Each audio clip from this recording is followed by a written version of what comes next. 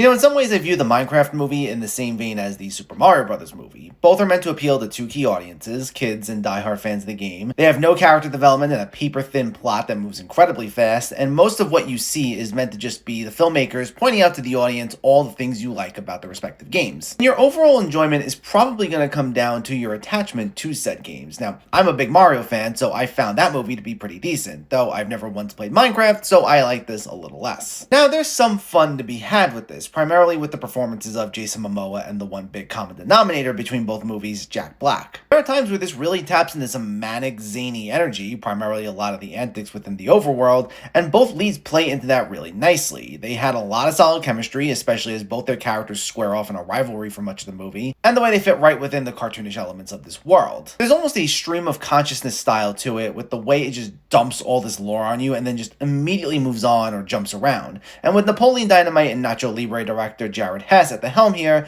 that can make that element fun at times. And when you combine all that with an attachment for the game, or if you're a kid, I think that'll be enough for you to make this really enjoyable.